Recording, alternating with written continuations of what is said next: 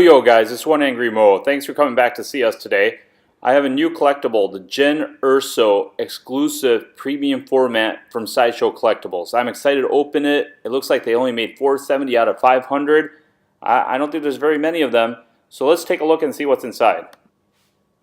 Alright guys, once we got past the brown box, here's the art on the outside, front of the box. Yeah, it looks pretty interesting. I mean, she's got a blaster, she's got her pistol there. Looks like Star Wars, Jyn Erso, premium format. It's got that Sideshow exclusive sticker. Pretty nice box, pretty simple, pretty big. So I have a lot of Star Wars Sideshow collectibles, and I'm going to give you a score based on 4 things. First of all, the cost, how accurate and lifelike it looks like, the resale value. Yes, I do tend to sell some of my Star Wars items depending on how much I like them. What the wife thinks, I mean, that is probably the most important factor. My wife sees all my Star Wars toys and wonders when I'm going to get rid of them. So whether she likes it or not is another factor as to whether I keep it or not. And 5, the overall score, what I think based on the 4 things above. Let's give it a final score.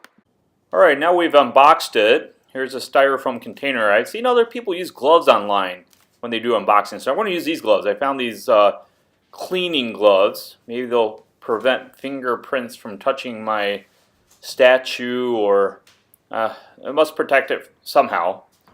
And then there's a layer of tape, so I usually just use this knife to get through it on the corners, and we'll untape it. There we go, comfortable glove, large size, works pretty good. And what we're going to do is we're going to stick this knife in there and get this tape off. And this isn't working out very good for me. Kind of a little difficult. I think I'm just going to remove this tape. I'm just going to take the whole thing off. I mean, how much more easier can it be? Just take off the whole tape. I want to make a cut in it. Take the whole thing off. It'll be much easier to unbox. Alright, there we go. Alright, here we go. Around this corner. There we go. Jyn Erso's about to come out. And I like the seal that Sideshow puts. It's like the seal they put on the box. It makes you feel like you bought something really special and expensive. It's amazing. Alright, and oh gosh darn it, tape broke on me. Got to get another piece here. But yeah, that seal makes it feel like I bought like an expensive statue.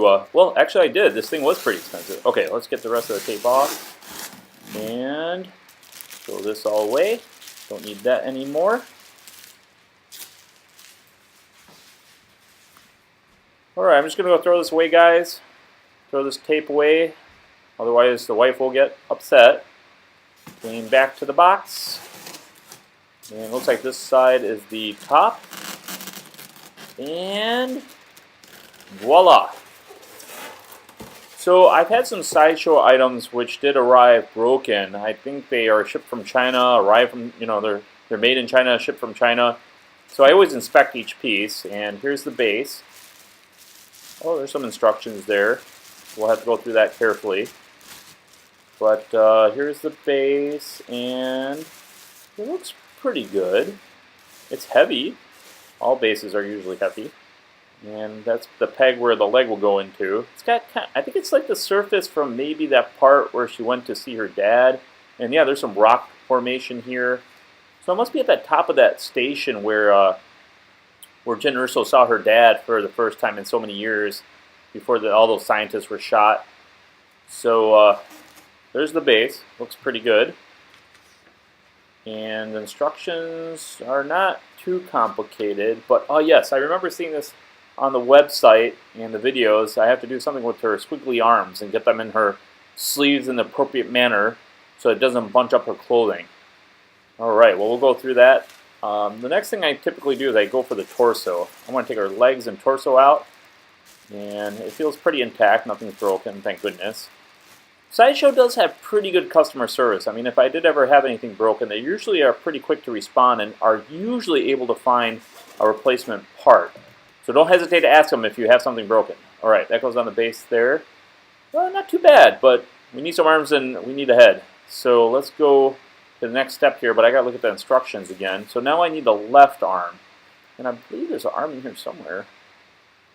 I'm just gonna look at the directions one more time, just make sure I need the right piece. Yes, it says the left arm, but I think this is the right arm. Yeah, it looks like it. It's got a blaster attached to it. Man, what are directions for? I never really follow them 100%. Since this is the first thing in my hand, this is what I'll put on first. So, man, this is a pretty complicated clothing we got here. Lots of different openings and holes. I think it just goes in here, if I remember correctly from the video, and it goes up into the torso. I just want to make sure I'm doing this right, guys, so just bear with me. Let me bring this a little closer so you guys can see it. And yeah, let me just try to make sure I don't ruin this clothing, because I don't want any rips or tears in it. So we're gonna open this up with my trusty gloves on, and we're gonna wiggle it up there. And I can kind of yeah, oh, pretty easy, not too hard, as the video makes it look like, and not too bad. She's coming together, guys. I'm excited. Oh, I think I can kind of feel where it goes inside. There's always a little magnet that holds the arm in. And okay, I'm going to get here anytime. There we go. All right, and I don't think it's punched up. Looks pretty good. I think it's pretty sturdy. Nothing will fall off. And she must have gotten this clothing from Gap or something. It's not too thick, but not too thin. Oh, there we go. Okay. Oh, but the stupid blaster. Man, I forgot about that. There's some tape on it. I don't want to have to take our arm and take that without breaking it. Take that tape off. I guess I should have followed the instructions. Well, I learned my lesson. I'll do that next time. But luckily, this just has some simple tape around it. So let's get that off the blaster. And it looks like just a regular Stormtrooper blaster. For those who are very technical with Star Wars universe, I think it's just a regular Stormtrooper blaster. Yep. I have one of these master replicas in a display case. The Sideshow fingers are always kind of odd. I don't know what it is about the Sideshow fingers. They kind of bother me. And look at that one. She's got a dirty fingernail. I guess that's an exclusive version, exclusive dirty fingernail, because she climbed the rocks, right? I think she climbed the rocks to see her dad, so this could be the exclusive dirty fingernail version. Okay, let's put that back into her arm socket. Alright, and we're going to get this back in, and then we're going to move on to probably her next arm. Shouldn't take me too long to get this going. Yep, there we go. Great. Snapped right in there. Looks good. Now I'm just going to go to the instructions again. So part 1, left arm. Well, I kind of swapped them, guys. But now I'm on the right arm. So it's actually the left arm. And I can see the other arm up here in the box. We'll just grab that. And there we go. And not too bad of a piece. Looks pretty basic. Her fingernails, again, fingers are just weird. I don't know. They look kind of just odd. Like, they don't look very authentic. That's the only thing I don't like about my Sideshow items is the fingers. But I don't know. Maybe because they're so small, they can only get them that much detailed. I guess what am I asking for? You know, is she going to have fingernail paint on? I doubt it. I don't know if Star Wars people wore fingernail paint. Maybe they did. Maybe they had to, you know. I mean, there were still bars and clubs going on, and they were still dating people. They must have worn nail polish. But Jyn Erso, I mean, she was kind of like tomboy, right? I mean, she grew up defending herself. She grew up without her mom and dad. She doesn't need fingernail polish, so that's probably authentic. All right, so the bottom part looks pretty good. All done there. Let's move on to the head now. Now, exclusive version comes with 2 different heads. Okay, make sure both arms are secured. Bring the figure's coat over and down. Okay, I'm just going to make sure the clothing looks appropriate. Oh, yep, it's kind of bunched up back here, so I'm going to kind of pull it down. And I think they want you to make sure the arms are secured in, because if you did this, I think the arms would fall right out and probably break. So, yep, they're in pretty good. The clothing, again, feels a little ratty-tatty, but, you know, she's climbing mountains and she's at war and stuff. It's going to be a ratty-tatty coat. So, alright, looks pretty good. I don't know what the gas mask part is all about. I don't remember her using that at all during the movie, but it adds a little effect in case you needed some oxygen. Okay, make sure the neck key is visible. Install the gas mask around the neck. It's already looks pretty good on my figure. and then place a blaster's barrel on the fingers of the left hand. That's already done. I've already done that part. So now I'm just going to put the head in. And here's the neck part where you just slip in the head. Again, the gas mask is already around the neck. Let's see what heads we get. Exclusive version again comes with two. I'm kind of a fan with the one that had the helmet on it. There's one with the helmet and one without the helmet. Let's see what showing this one is. I've always been interested. The Sideshow portraits are pretty good. I mean, the details in the face, the eyes, I think are pretty cool. And her helmet looks nice.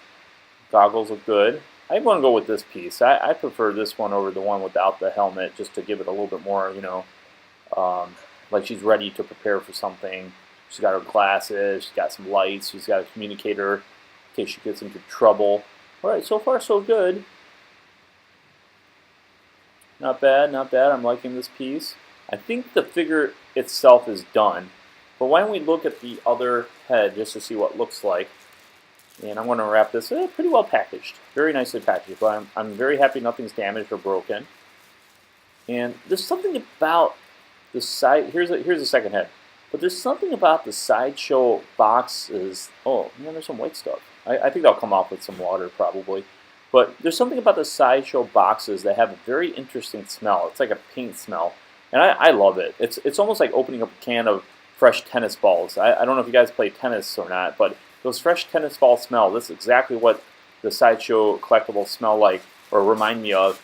And it's very exciting to open up a box. Okay, this, I believe, goes on the base. It's some sort of big communicator-like thing. And this must be a way that the base can communicate some sort of antenna thing. There we go, you guys can see it there at the bottom. It doesn't stay in very good though. It feels kind of flimsy. It feels like it can fall out any minute. Here, let me move this here. See, it just goes right in like that. There's no magnet, nothing. Not a big fan of that part. But it's some sort of communication box. Probably for the station she was... Oh, almost broke this. Even if I wore my gloves, guys, I almost broke it. Okay, so this is another antenna, which I believe fits on this other side. Some sort of communication antenna thingy, and she just happens to be walking between two of them. Some radio waves. Okay, this doesn't fit in here yet. It was on the other side. Again, not a very comforting fit. But excuse my head there. Okay, great. Now I got both pieces in. Good. Now the base can communicate with other stormtroopers and star destroyers, etc. And she's walking in between them. She's probably cutting the communication, and voila, the statue is complete. I like it, guys. I mean, the quality of the artwork is pretty good. Quality of the face, the details. She's got, again, this light, this communicator.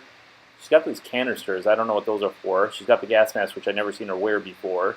She's got her blaster. Oh, there's a piece of foam there, which I didn't take out. I'm going to have to go back and get that. Probably just take a pair of tweezers and get that out of there. But the blaster looks pretty good. It looks better than my master replicas. And then she's got some gloves on. She's got her pistol there, which, okay, I'll say blaster. I know maybe some of you guys will get upset that I'm using the word pistol. Nice boots. And then the base. Very nice. Alright, so here's another view in a little bit more of a lit room that I have. This is my favorite room to look at the statues because there's more light coming in. And I like the colors. I like the way it looks. I think it looks fantastic. And I'm just going to leave it here. My wife is going to come and we'll have some people over for dinner and she'll be like, everybody will be like, hey man, who's this statue? I'll be like, it's Jyn Erso. And they'll be like, oh great, awesome. And then I'll make more friends that way. So let's give it a score. Alright, so number one, cost. I spent about $533.44. That's including shipping. That's freight. Not too bad. Yes, I know a lot of people cannot afford this because of that price, but this is an exclusive premium format statue, and it's Star Wars. The cost, I think, is acceptable. 4 out of 5. Accuracy, I think it looks pretty gosh darn good in person, guys. Very nice colors, very nice portraits. The stance is great, the base is great. The only thing was the fingers I don't like. 4 out of 5. Resale value, I'm pretty sure that somebody along the line is going to want this statue. I believe the exclusive version is sold out, and there are some serious Rogue One followers out there, especially with that ending with the whole Darth Vader fight scene, which was just amazing. So I think eventually somebody's going to want this. So I would say the resale value is probably pretty high. What the wife thinks, sorry guys, I mean, you know, every time we're going to do one of these reviews, it's going to be 1 out of 5. No wife likes their husband to have Sideshow Star Wars toys. I'm sorry. They want jewelry or they want something different, but they don't want Sideshow Star Wars toys. That's always going to be a 1. Overall score, I would say 4 out of 5. I would say buy it. If you can still find it, get it. I think it's a great collectible. I think it will look great next to my my Death Troopers and that K2 SO, which is going to come out, the premium format version. I think it will all look nice together. So I hope you like this review. Please leave any comments or feedback. I would love to hear from you guys, fellow Sideshow collectors. There's a lot more to come, guys. I got a lot on order, and there's a lot of boxes I have not opened. I've got this XM Studios Boba Fett, this XM Studios Luke Hoth I haven't opened.